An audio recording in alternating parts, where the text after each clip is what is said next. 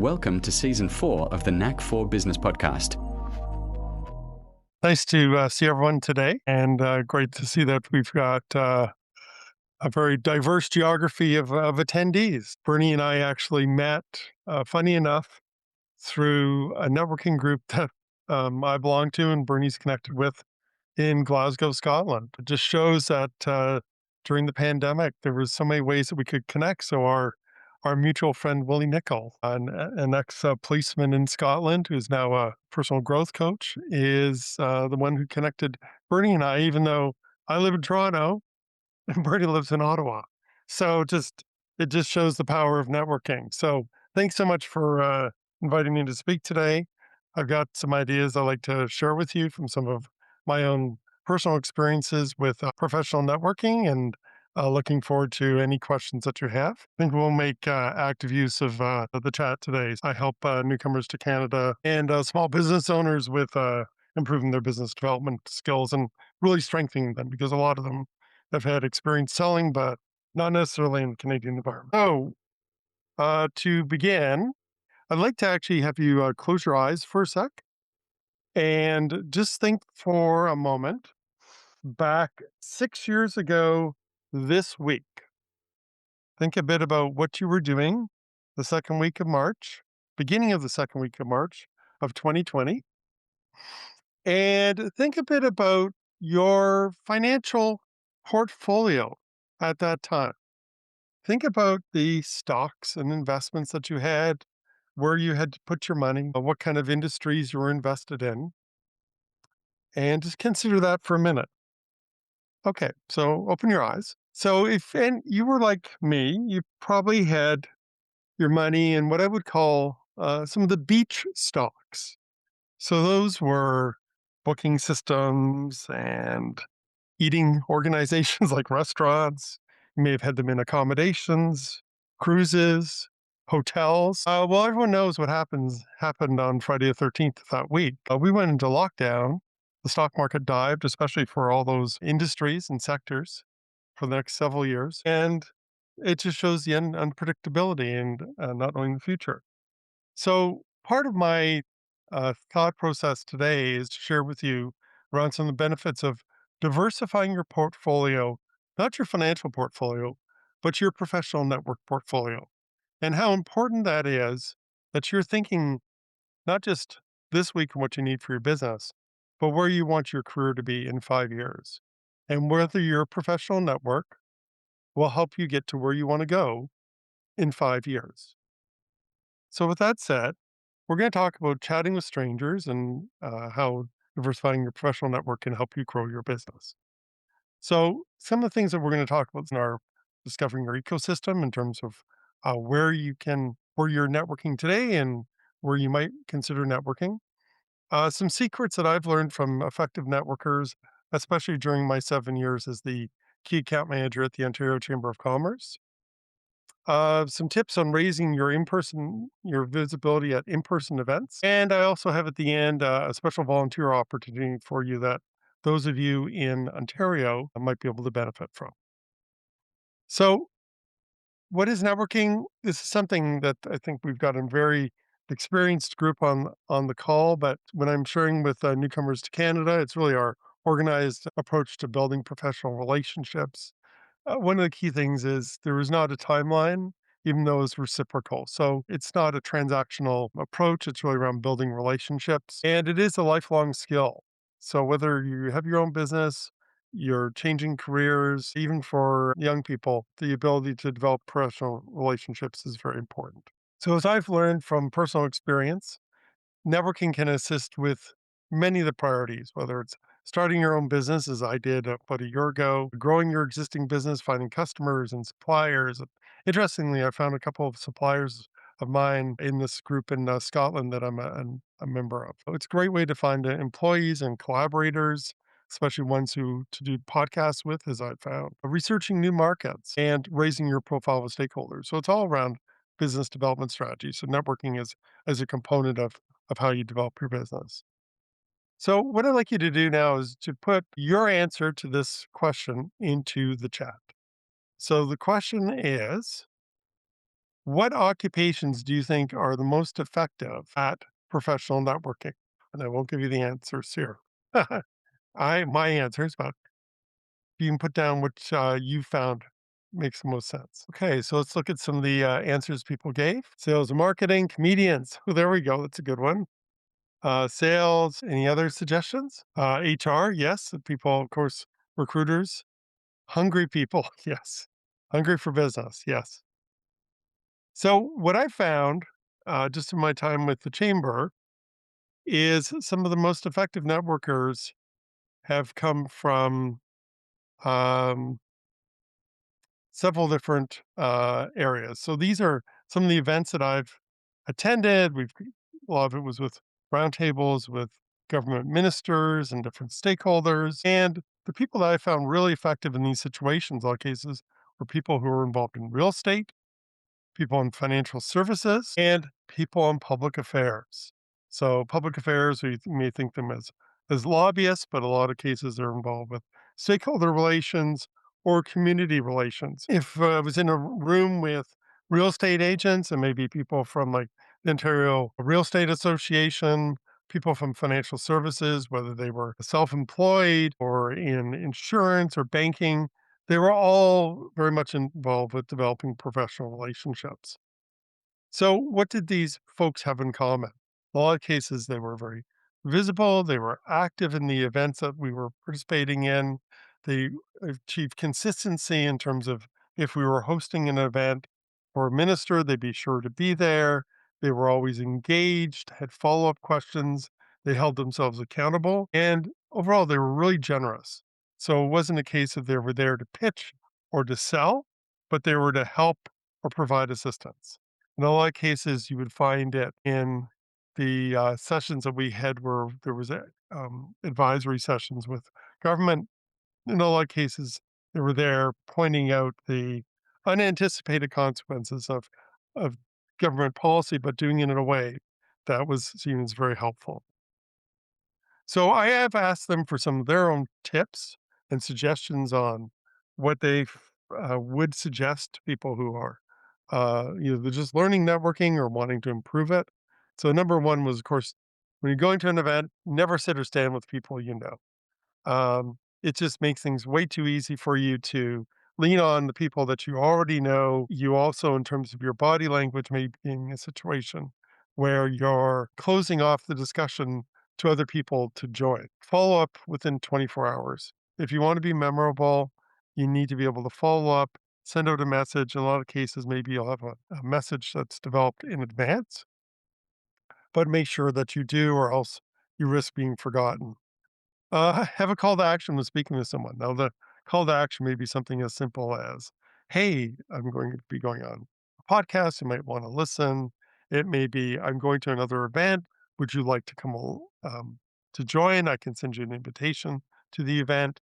But something that where you're adding value. Don't be afraid of meeting strangers, and strangers can be in people that are not people that you're used to dealing with. It could be if you're self-employed, speaking with people who are working in a large organization or a different type of sector or a different industry. One thing that I coach on is never make an ask of a new contact right away. It's very similar to if you were to meet up with someone you had just met at a dinner party. You would might make a 5 cent ask, but not a $5,000 ask. So the example, a difference would be a 5 cent ask would be, "Hey, do you know of a good moving company that I could use because I'm moving next week?" The $5,000 ask would be, "Hey, I've just met you. Would you happen to have a pickup truck? We could really use an F-150 to move my apartment next week." That's not something you would ask of someone. It's really treating these relationships as if you were making deposits into a bank account. And of course, you'd never make a withdrawal from a bank account until you had made a lot of deposits. And the deposits are being able to build the relationships. Making sure that you engage meaningful with new contacts by offering some of your advice and making sure that there's opportunities for everyone to have their voice heard. So you don't want to dominate the discussions. You want to make sure that other people are brought into the conversations. So I'm going to ask if you could put some Ideas of where are you finding your network? Where are you finding people to connect with? So, of course, you can put in the group that we've joined today, but other suggestions. Where are you finding new people to add to your network? Referrals from existing clients, LinkedIn, in-person events, referral partners, conferences, LinkedIn, like I said, hobby groups, kids play date groups. Yes, I remember those days quite well. Trade Winds, Phoenix Business Exchange, Grant Exchange, and the Hive. Perfect. And from guests on the podcast, referral partners, virtual events, live groups, all great sources of information. So let me give some other suggestions on other places that we might find people. So these are some other ideas. So chambers of commerce and boards of trade. I was involved in the chamber world for 7 years. In Ontario, there's actually 150 chambers of commerce and boards of trade. There are also chambers of commerce around the world. The World Chambers Congress happens every 2 years, and it's actually kind of the Olympics of the chamber world. There are going to be representatives from about 120 countries coming to Toronto next year for the event. The event was held last year in Melbourne, Australia, and for the benefit of Francis, it was actually held in Geneva, Switzerland in 2023. There's also business improvement areas, community groups, conferences, conventions, trade shows, which is an area that I'm actually doing more work with my clients on. Networking clubs, such as the one we just were part of. But there's also other networking groups. There's networking groups for newcomers, both to Canada in the United States.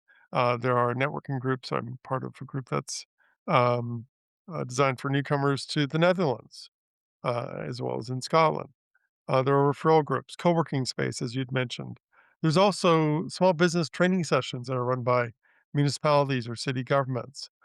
Post-secondary institutions run open houses, conferences, events. So we're talking about colleges, universities, of course, alumni associations, trade associations. There is a trade and professional association.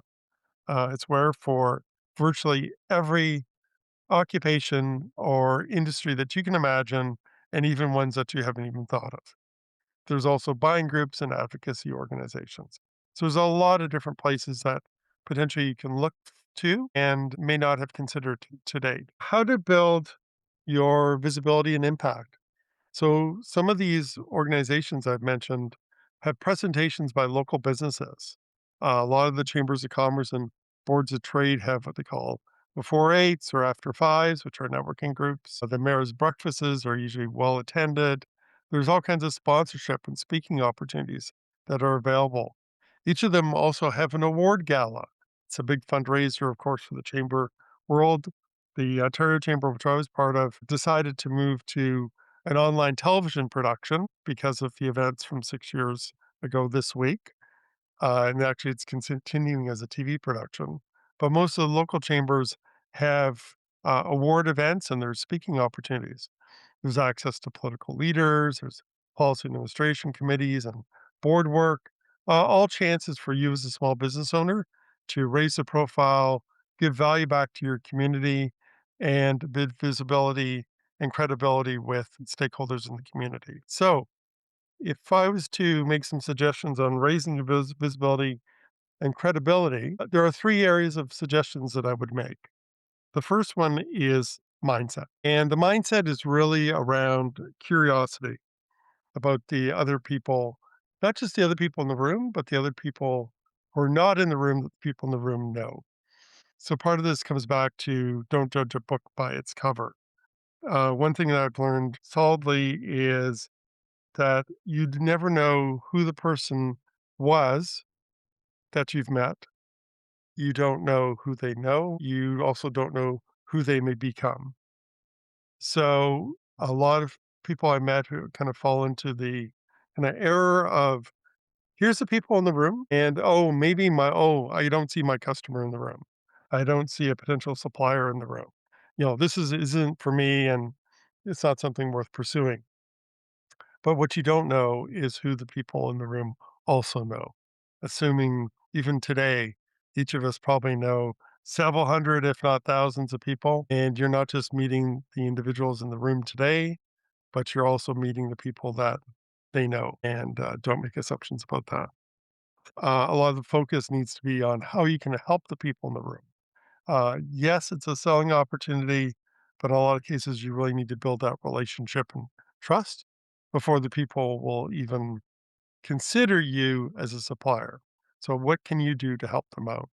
In a lot of cases, I suggest to my clients that they try to find minimum three people at each event that they're able to assist. Be prepared. So we talked a bit about this earlier around business cards and optimized LinkedIn profiles.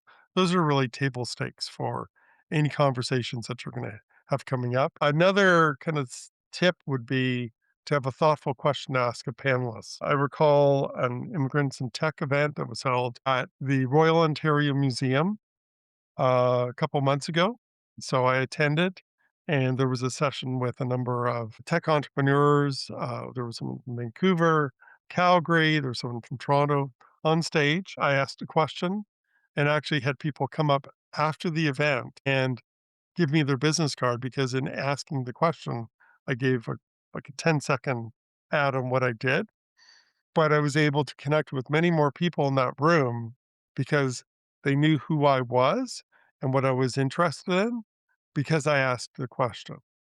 And I've done that a number of times where you are likely, you may be afraid about asking a question, but in all cases, if you've got the question, the odds are 80% of the other people in the room probably also want to ask the same question. So that's another way to, again, raise visibility, credibility, and potentially meet new people. I'd also suggest like the 20-second and 60-second introductions, similar to what we're doing today on our call. But that's something to have available, but I wouldn't necessarily use this as a pitch. Again, you're there to help the people out as opposed to there to sell. Because and you're considering people who are actually not in the room.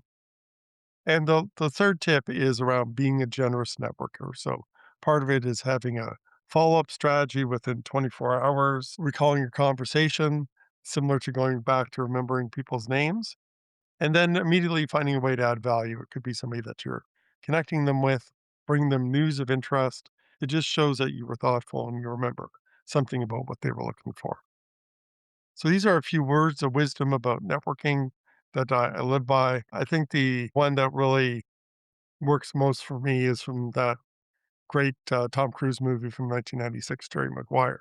There's so many great quotes in there, like to business, but the one where he's in a conversation with Cuba Gooding Jr. and Cuba Gooding's asking for a raise as a wide receiver with the Phoenix Cardinals, and he's asking Jerry to show him the money, and Jerry comes back and really says to him, you know, help me help you. Uh, the more that people know what you're looking for and how you can help them, the more people are going to be willing to and able to help you out. So that's kind of a summary of some of the tips I want. There's a couple I wanted to share with you.